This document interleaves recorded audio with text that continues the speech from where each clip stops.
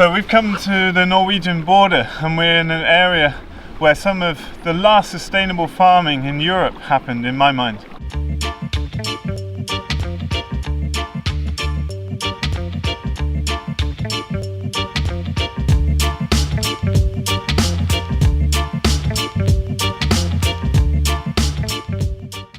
So we've come to an area it's in Sweden but on the Norwegian border, called Finnskogen. Is that right? Yep. Finnskogen. And this is an area the Finnish settled in the medieval times in the 1500s with a shifting mosaic slash and burn agriculture called, how do you pronounce it? Svedjebruk. Svedjebruk is like to burn, and they were burning the forest.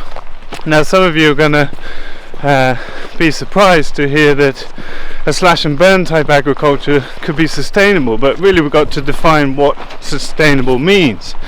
We talk a lot about regenerative agriculture and restoring soil and restoring local community, economy, whatever, but all of the agricultures that we see on YouTube and in the news and Facebook, whatever, all of our modern agricultures require massive inputs, and that's the way it is. It's very hard to actually have an agriculture that's totally self-sustained, and this was, I think, one of the last examples in Europe of truly sustainable agriculture. Now, not surprisingly, this type of agriculture centered around trees, and trees are one part of the regenerative agriculture picture that's really influencing mainstream agriculture right now, because it's not too weird to have trees. When we think of agroforestry, we typically think of silver arable or silver pasture systems, so integrating trees into arable fields or into pasture situations like we have at our farm. I'm getting a little out of breath because we're going uphill with heavy Ragnar on the back. But we can talk about land equivalent ratios. Now, at Agroforestry in France, the research institute there, have shown that you get land equivalent ratios of 1.3, 1.4 with those standardized kind of agroforestry systems, where you can have, if you have timber production and a cereal crop integrated together, you get up to 1.4 times the production of having those as separate monocultural enterprises. And I've seen some of the best examples currently in Europe, like Dennis Flores's place and Professor Martin Wolf's place that you see in these pictures here in south of France in Vezinobles and in Suffolk in the UK. And so we all know that putting trees into farmland is a really good idea and really important part of the future. Often when we talk about sustainable agriculture, we get caught up with certain pictures of what it looks like, and what inspired me to make a video about this model was that it was a truly self-contained model. It was run with an axe and a sickle and no further inputs needed, and it took up a large amount of land to sustain humans in that way, which is quite telling of how far outside our resource base we live today. But before we get into that and have a look at one of the old homesteads here in this forest clearing, I wanted to just read this quote from Plato. This is written nearly 2,500 years ago, and it's quite pertinent to today too. He said, "What remains of our once rich earth is like the body of a sick man, with the fat and soft earth having wasted away and only the bare skeleton remaining. Years ago many of the mountains were arable, and the valleys that were full of rich soil are now marshes. Hills that were once covered with forests and produced abundant pasture now only produce food for the bees. Once the land was enriched by annual rains, which were not lost as they are now, by flowing from the bare land into the sea. Once the soil was deep, and it absorbed and it kept the water, and this water soaked into the hills, and it fed the springs and running streams everywhere. Now abandoned shrines to these dried up springs attest that our description of the land is true." And that was written 2,500 years ago, and you can read Plato and Cato's work. Some of these out-of-print books are available online. If you look back at the history of farms around Europe, they always had perennial crops, tree crops, and arable crops and animal systems integrated together. That was how to keep nutrient cycling as far as possible on the farm. And yet when you read those accounts from people like Plato, you see that all the farms were run by slaves, and you read these testimonies of how to feed your slaves before the olive harvest and all this kind of thing. And so what's inspiring about the Finnish slash and burn model was that they were working very simply in extended families in very small communities. What you see in this type of agriculture is, as the Finnish settlers came in, they were clearing areas of the forest as clear cuts, and then farming those areas and leaving them for 25 to 30 years in a kind of shifting mosaic. And all the resources for farming came from the piece of land that they were working on, and so often the fields would end up quite far from the houses and the homesteads. We're walking up this trail to go to one of the best preserved old homesteads that's out here.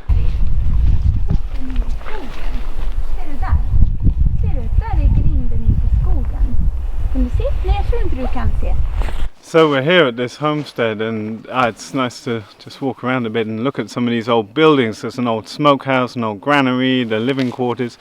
And the way that this farming practice would have worked is quite interesting. They would come along and ring bark. This would have all been very dense forest a few hundred years ago.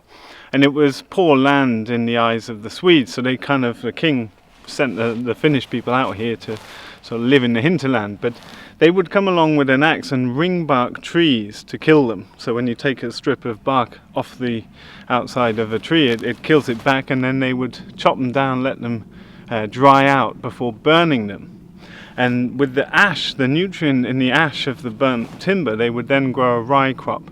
And in these beautiful old videos, you see the farmers and their wives like burning down all of the dense forestry and thickets and creating swiddens or fields, open fields made out of the forest.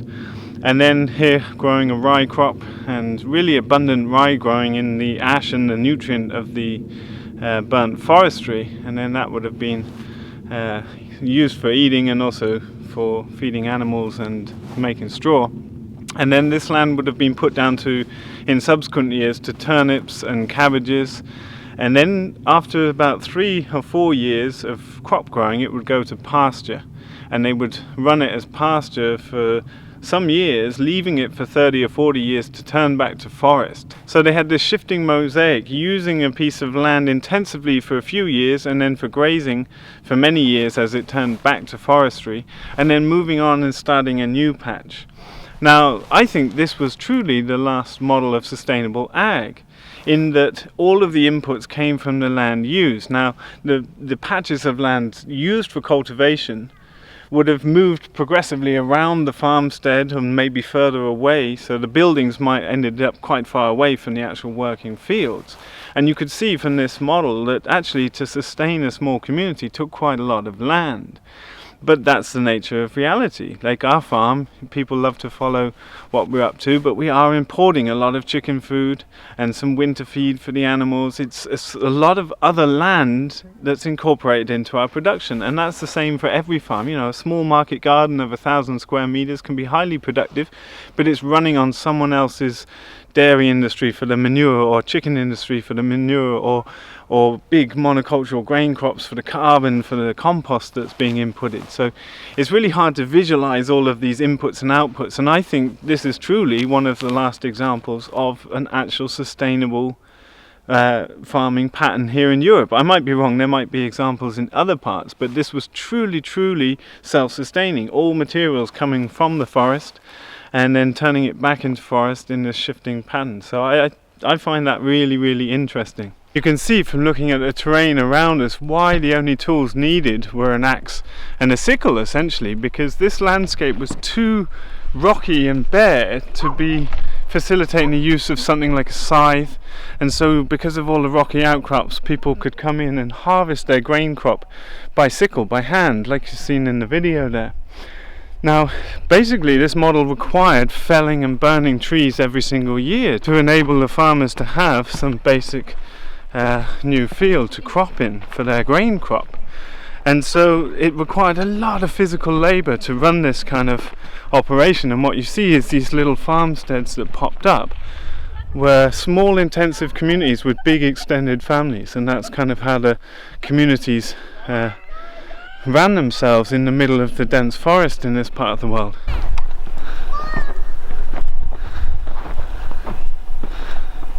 So what's left today is this kind of like savanna of birch over really rocky, poor ground that's all in pasture now, but it's quite fascinating to walk around. I bet this is a very beautiful homestead in the summertime, and I can imagine like cows with their bells kind of tingling out the hills, and I can imagine that people had very hard working but very peaceful and wholesome lives in this kind of farming.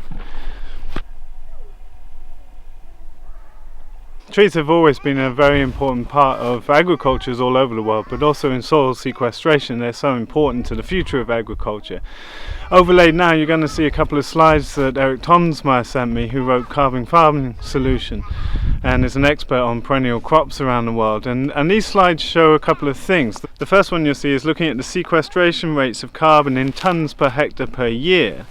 Comparing different types of agriculture that you may well be familiar with, and you see it's particularly with the woody crops that the most carbon sequestration is happening. Now, I would say that this is probably slightly skewed in terms of its data value, in that when you go to the tropical regions of the world, then all of the biomass is held up in the plant systems, not in the soil like it is in the humid climates, in the temperate and cold temperate climates that we're in, where you have these thick, brown, rich topsoils. In the tropics you don't have that. All of the carbon is up in the vegetation. And so I think that skews the figures a lot, but it's very clear that trees are so important to the future of carbon sequestration. I think those results skew the impact of holistic plant grazing, because grasses, just by their very nature, are so much more effective at sequestering carbon, which we've talked about in other videos. But as a basic recap, I mean, the shape of the grass plant is 20 lanes of superhighway heading straight towards the soil. This is the world's most effective photosynthesizer, and liquid travels in a grass plant up to 25 centimeters a second, compared to about a meter a minute in the trunk of a large oak tree.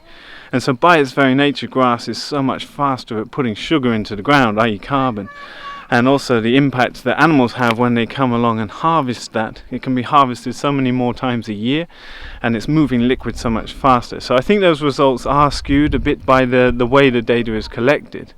And then the second slide, you're looking at the lifetime soil organic capture through these different agricultural means. But needless to say, trees are such a vital part of capturing carbon, and I find it really interesting that the last example of sustainable ag in Europe that I can think of was fundamentally based around trees, although in quite a different way than we're used to when we're thinking about putting trees into agricultural systems. They were actually using the forest as the basis of their agricultural system. Now, I would expect to get a lot of comments from folks, because I think a lot of people find it hard to get their head around the idea that this practice of farming could be considered sustainable in terms of burning all this timber. But you've got to really factor in the whole economy of how we farm in modern terms. We use a lot of fuel, diesel, petrol, which is very different to burning an area of woodland that's then regenerating, capturing carbon again.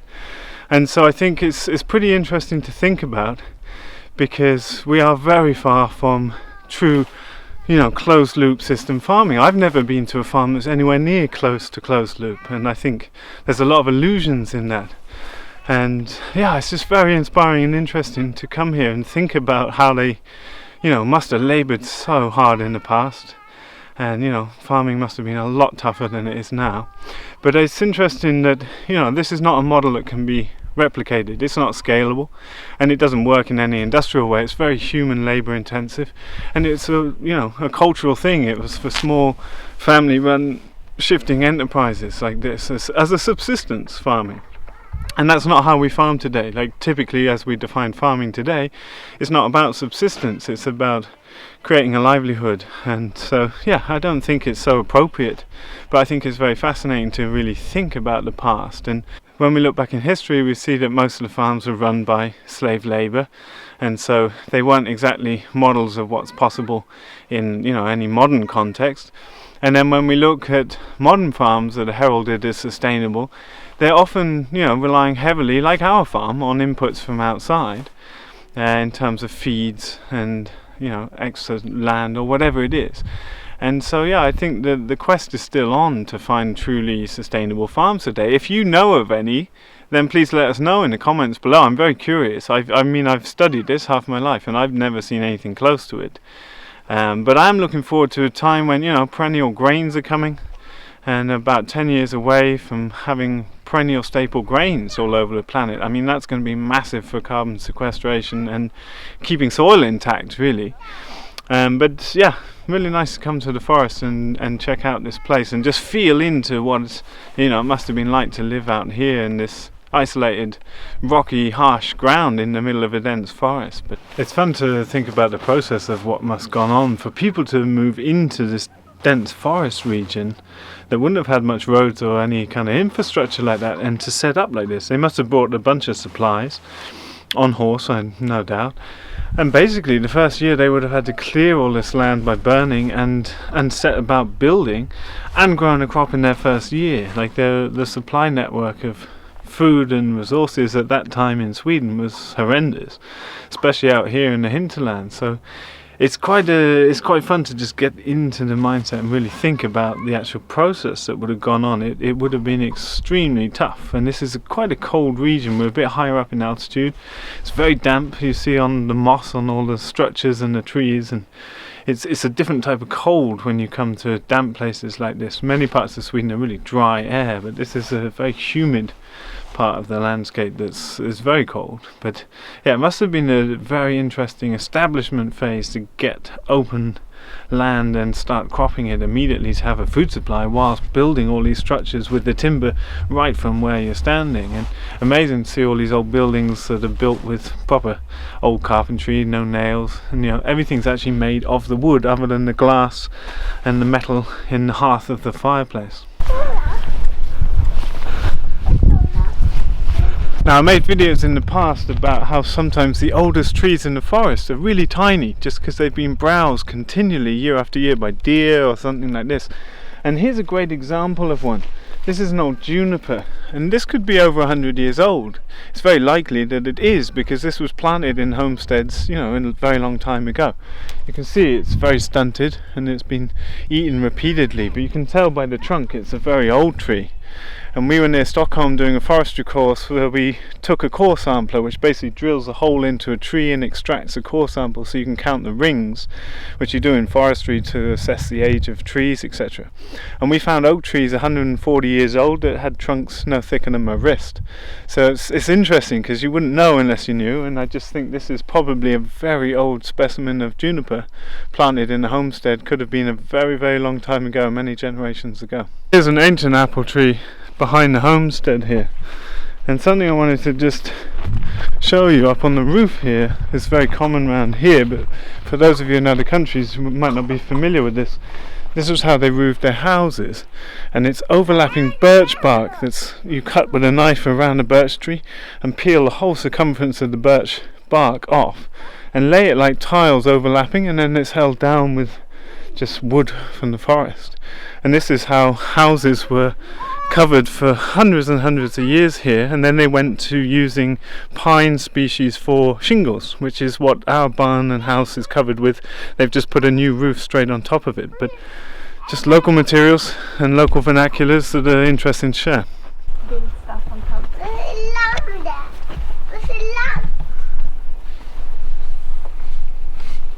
Now, you often hear about slash and burn as being really unsustainable, and it's usually talking about the tropical regions of the world where hundreds of millions of people still practice slash and burn agriculture. Now, there was a professor at Sussex Uni when I was living there that I think it was called James Reed, who had documented the first truly regenerative slash and burn agriculture going on somewhere in Africa. The details escape me now, it was many years ago, but he was showing that more biodiversity was coming back in the places that humans had touched.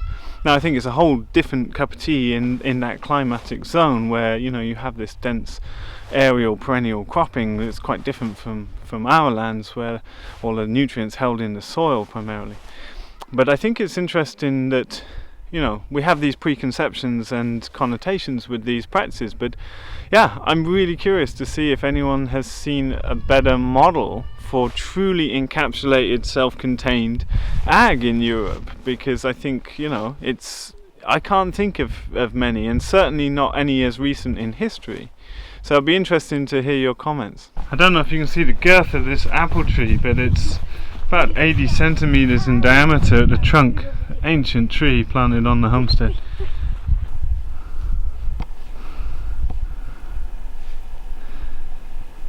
Yeah, it's falling.